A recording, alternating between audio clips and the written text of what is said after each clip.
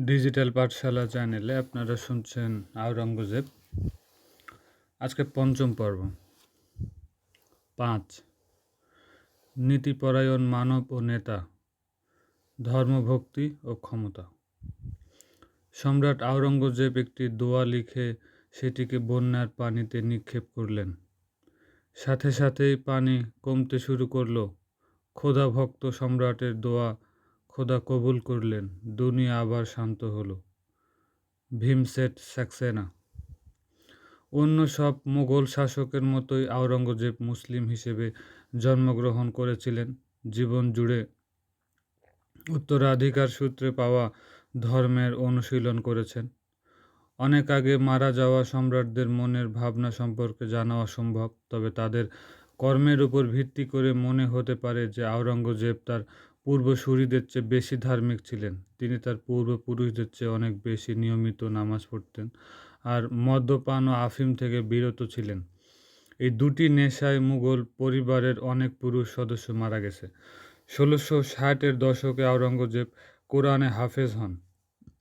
শেষ বয়সে তিনি নামাজের টুপি সেলাই করতেন, নিজ হাতে পবিত্র কোরআনের অনুলিপি প্রস্তুত করতেন।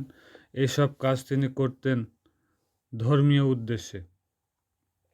তবে আওরঙ্গজেব ধর্মীয় দৃষ্টিভঙ্গিতে কোনোভাবেই বিশুদ্ধবাদী ছিল না, বরং তিনি সারা জীবন প্রখ্যাত হিন্দু ধর্মীয় ব্যক্তিত্বদের সাথে পরামর্শ করেছিলেন, যেমনটি করেছিলেন তার পূর্বসূরি মুঘল সম্রাটেরা।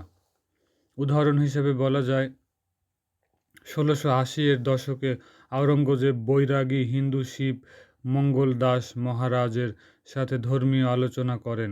এই সন্ন্যাসীকে বিপুল উপহার প্রদান করেন। সম্রাটের সাথে ইসলামী সুফি সম্প্রদায়ের ঘনিষ্ঠ সম্পর্ক ছিল। এটিও ছিল দীর্ঘদিন ধরে অনুসরণ করা মুঘল ঐতিহ্য। এর প্রমাণ পাওয়া যায় সম্রাটের একটি চিশতি দরগায় তার কবর হওয়ার মধ্যে।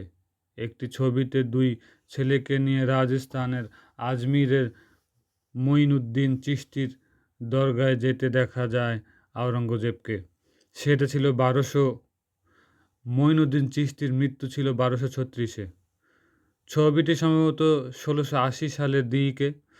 ইসলাম সম্পর্কে আওরঙ্গজেবের বিশ্বাসের মধ্যে অনেক তাবিজ কবজের বিষয় অন্তর্ভুক্ত ছিল। উদাহরণ হিসেবে বলা যায়, একবার যুদ্ধের সময় তিনি দোয়া দরুদ লিখে সেগুলো রাষ্ট্রের শত্রুদের বিরুদ্ধে যুদ্ধ করার জন্য যুদ্ধক্ষেত্রে নিয়ে যাওয়া ঝান্ডা ও পতাকায় গেঁথে দিয়েছিলেন। আওরঙ্গজেব প্রায়ই তার নিজের ও অন্যদের কল্যাণের জন্য প্রকাশ্যে তার ধর্মভক্তি প্রকাশ করতেন। উদাহরণ হিসেবে বলা যায়, যুদ্ধ পতাকায় দোয়া দরুদ লিখে সেলাই করার কথা বলা হয়। তিনি কাজটি করতেন ও তার সৈন্যদের দৃষ্টিতে জয় নিশ্চিত করার জন্যে। সম্রাট একবার দোয়া লিখে বন্যার পানিতে নিক্ষেপ করেছিলেন। ভীমসেন সাক্সেনার ভাষায় এতে পানি হ্রাস পেয়েছিল। আরেক ইতিহাসবিদ লিখেছেন, যুদ্ধের মধ্যেই তিনি তার ধর্মানুরাগ প্রকাশ করার লক্ষ্যে নামাজ পড়ার জন্য ঘোড়া থেকে নেমে গিয়েছিলেন। তিনি কাজটি করেছিলেন তার সৈন্যদের এই আত্মবিশ্বাস বাড়াতে যে আল্লাহ তাদের পক্ষে আছেন। আওরঙ্গজেব হতে চাইতেন ভালো মুসলিম এবং তা অন্যদের দেখাতেও চাইতেন। মুসলিম শাসক হিসেবে আওরঙ্গজেবের ধর্মীয় আদর্শ দাবি করত যে তিনি ন্যায় বিচার নিশ্চিত করবেন, তার নাগরিকদের সুরক্ষা দেবেন। তিনি তার নাতি আজিমুস-শানের কাছে লেখা এক পত্রে লিখেছেন, তুমি ইহকাল ও পরকালের সুখের উৎস হিসেবে প্রজাদের সুরক্ষা প্রদানকে বিবেচনা করতে পারো। তবে ইসলামের সাথে তার প্রকাশ্য সম্পর্ক নিয়ে সম্রাট বারবার সমস্যায় পড়তেন। দুটির মধ্যে সংঘাতের সৃষ্টি হলে আওরঙ্গজেব সাধারণত রাষ্ট্রীয় স্বার্থের বেদিতে ধর্মীয় বাধ্যবাধকতা বলি দিতেন, যদিও এ ধরনের সিদ্ধান্ত তার বুকে ভারী বোঝা হয়ে থাকত। পিতাকে ক্ষমতাচ্যুত করে ও তাকে অর্ধ দশকেরও বেশি সময় আটকে রেখে ইসলামী বিধান লঙ্ঘন করেছিলেন আওরঙ্গজেব। আমি আগেই বলেছি, মক্কার শরীফ এই রায় স্পষ্টভাবে দেন। তিনি আওরঙ্গজেবের অনুরোধ প্রত্যাখ্যান করে জানিয়ে দেন যে শাহজাহান জীবিত থাকা পর্যন্ত হিন্দুস্তানের বৈধ শাসক হিসেবে তাকে স্বীকৃতি দেবেন না। মক্কার শরীফের মতো পরিবর্তনের চেষ্টা কখনো বিরাম দেননি আওরঙ্গজেব।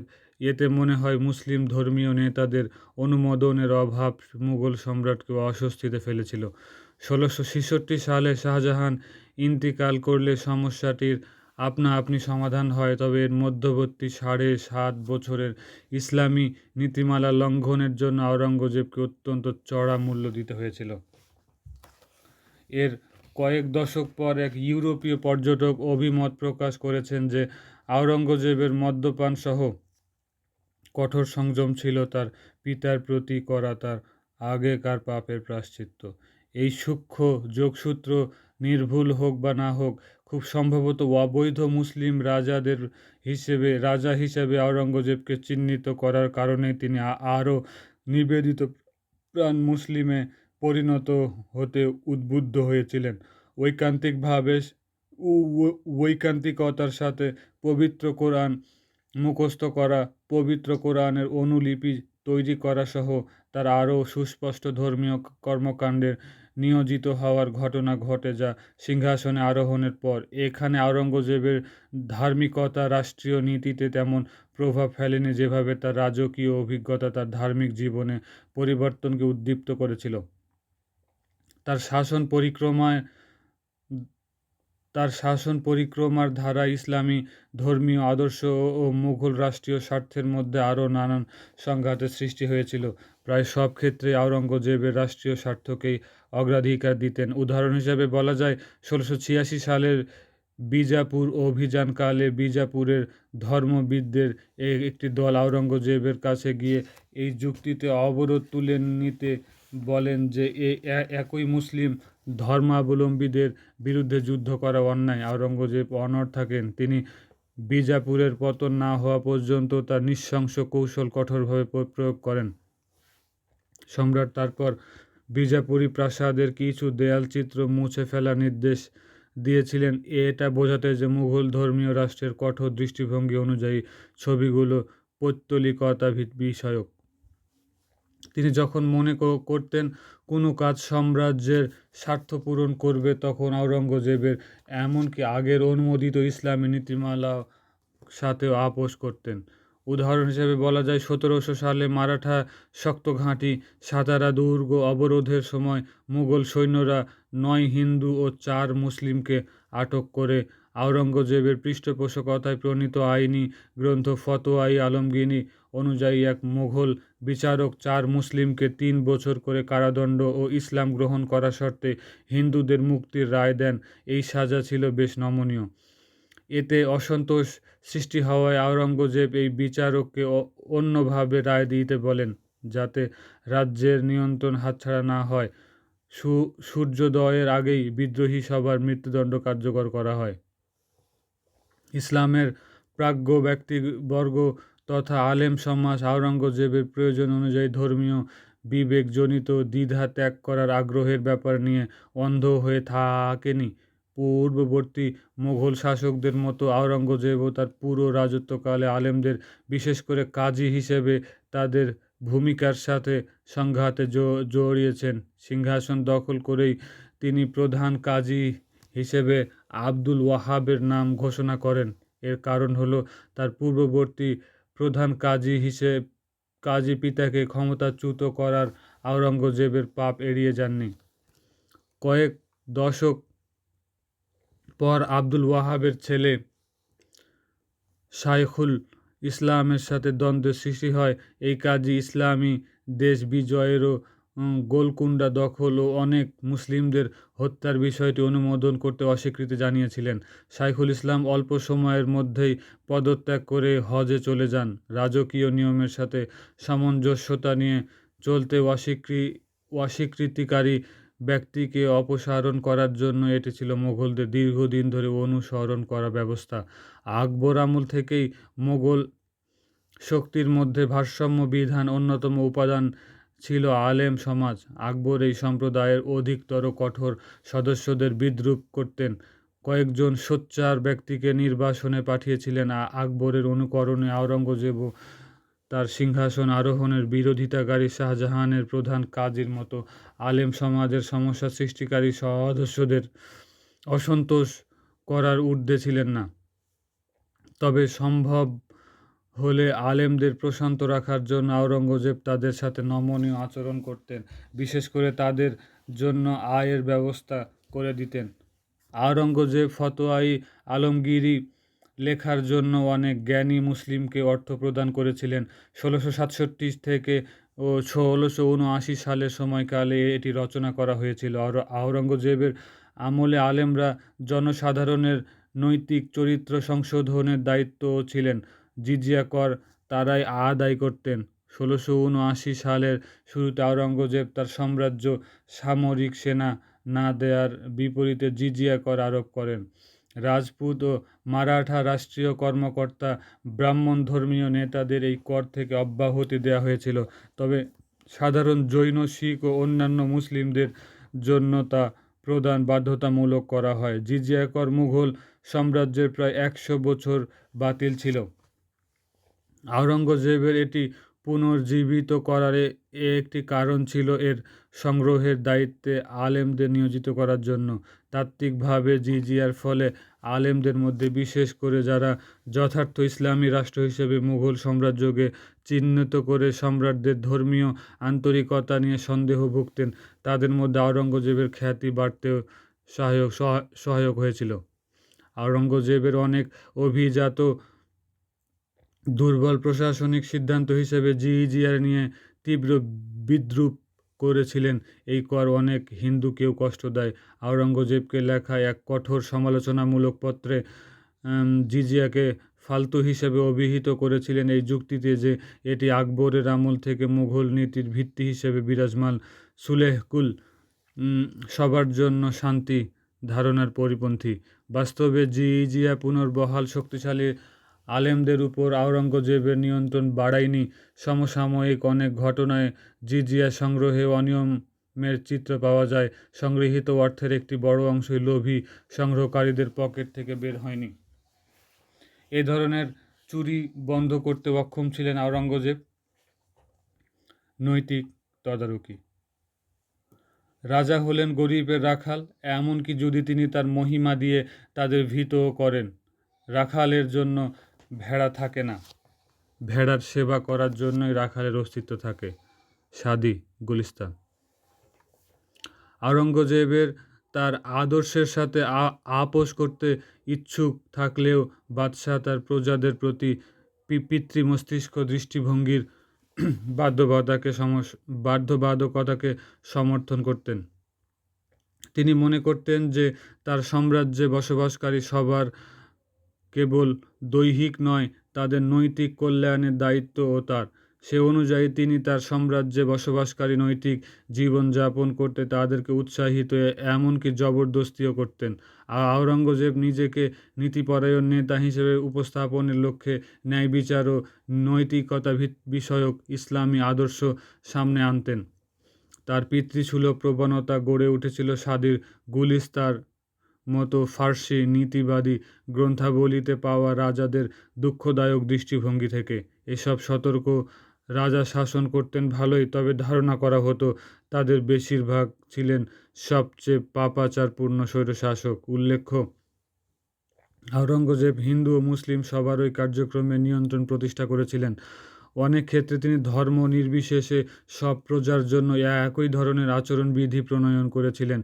কিছু ঘটনায় দেখা যায় তিনি একটি ধর্মীয় গ্রুপের নির্দিষ্ট ইস্যুগুলোর সমাধান করেছেন, যদিও তিনি কার্যত সবার জন্য প্রযোজ্য নীতি তাতে প্রয়োগ করেছিলেন। মোগল ভারতের বসবাসকারীদের মধ্যে নীতিপরায়ণতার প্রচারের জন্য আওরঙ্গজেব যেসব সবচেয়ে সাধারণ ধরনের রাষ্ট্রীয় নীতি প্রয়োগ করেছিলেন, সেগুলোর মধ্যে অন্তর্ভুক্ত ছিল নানান নিষেধাজ্ঞা ও বিধিনিষেধ। আওরঙ্গজেব তার রাজত্বের বিভিন্ন পর্যায়ে অ্যালকোহল, আফিম, পতিতাবৃত্তি, জুয়া, উস্কানি সৃষ্টিকারী ধর্মীয় লেখালেখি, ধর্মীয় উৎসব সর্বজনীনভাবে উদযাপন সহ বিভিন্ন পাপাচার সীমিত বা নিষিদ্ধ করার চেষ্টা করেছিলেন। মুহতাসিবদের তথা সেন্সর দায়িত্ব ছিল নৈতিক বিধিমালা প্রয়োগ করা। প্রতিটি নগরীতে আলেমদের অনেকে এই কাজে নিয়োজিত ছিলেন। এ ধরনের বিধিনিষেধের যৌক্তিকতা ও লক্ষ্য ছিল অভিন্ন: জনসাধারণ ও ব্যক্তির জীবনবিধান। রাষ্ট্রীয় নিরাপত্তার সাথে সংশ্লিষ্ট মৌলিক উদ্বেগগুলোর অনেক সময় নিয়ন্ত্রণ আরবের উদ্দীপনা সৃষ্টি করত। এগুলোই তাত্ত্বিকভাবে নীতিপরায়ণ ও নিরাপদ রাজ্য হিসেবে মোগল ভারতকে তৈরিতে হাতিয়ারে পরিণত হয়েছিল।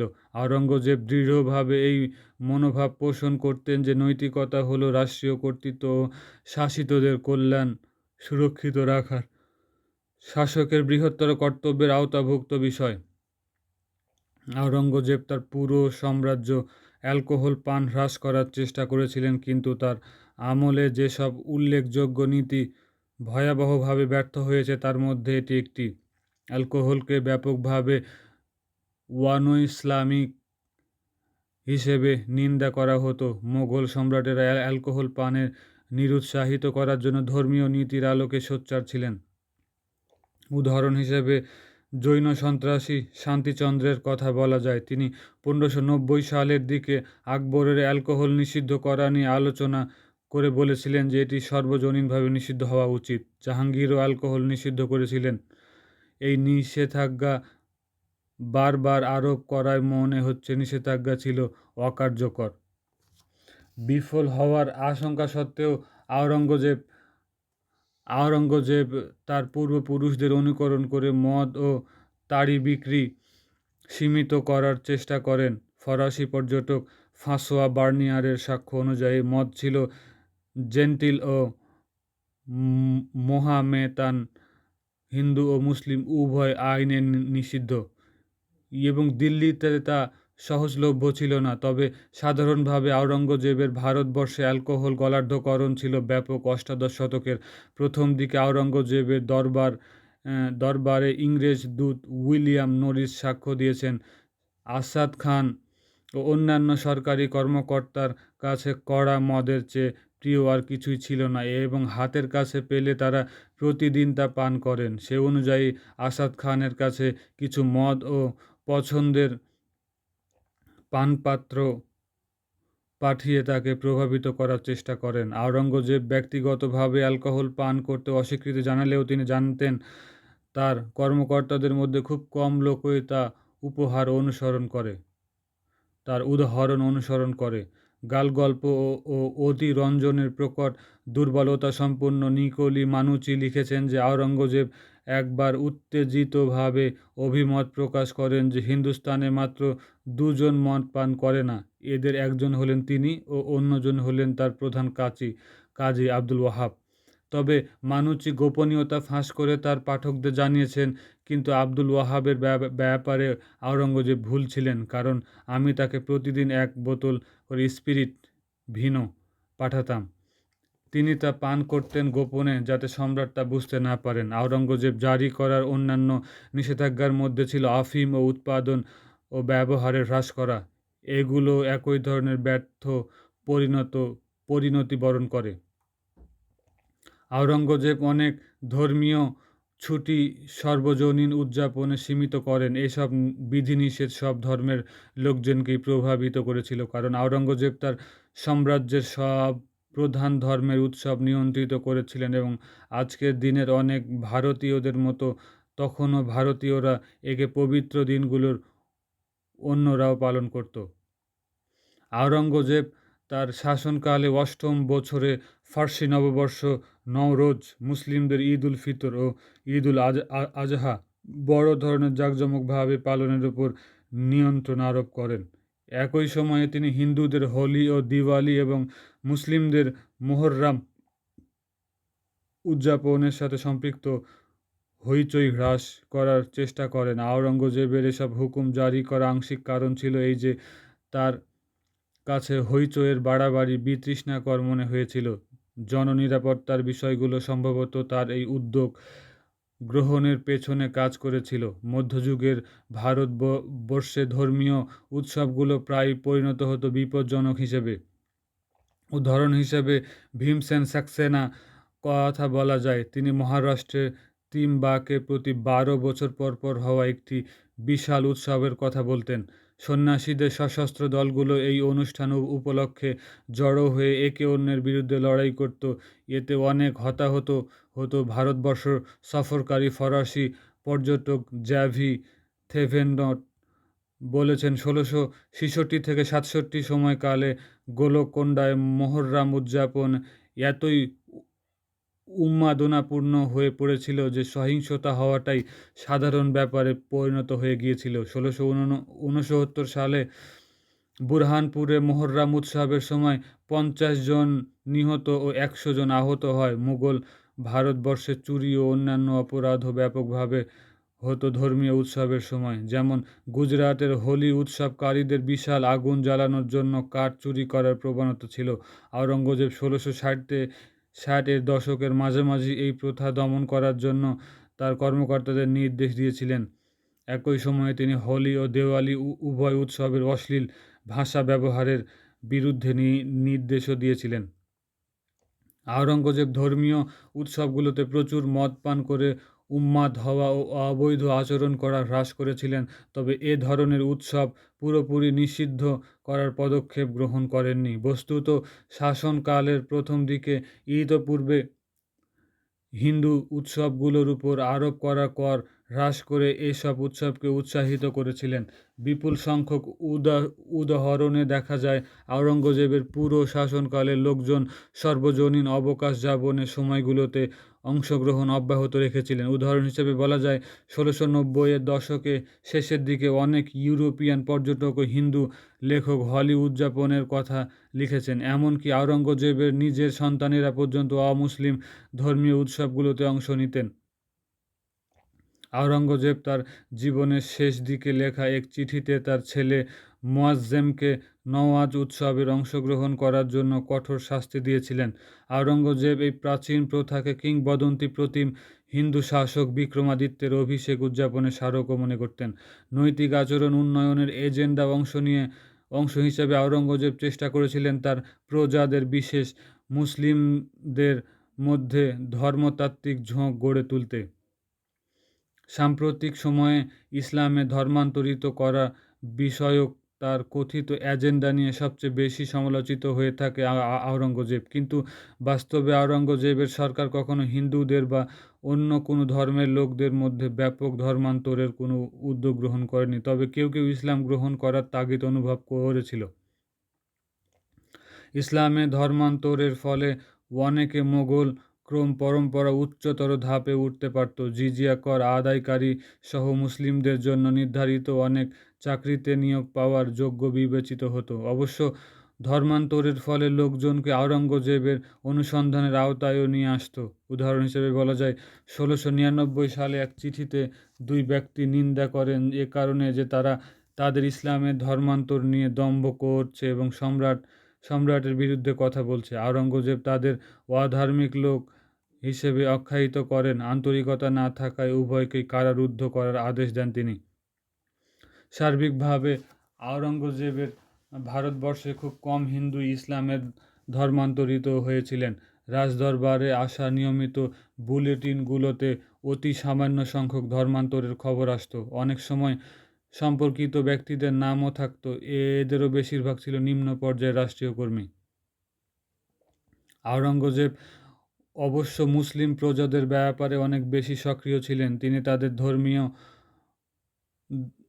ধর্মের উপর প্রভাব বিস্তার করতে চেয়েছিলেন বেশি, বিশেষ করে আহমদ সরহিন্দির নির্বাচিত কিছু লেখার উপর সেন্সরশিপ আরোপ করেছিলেন।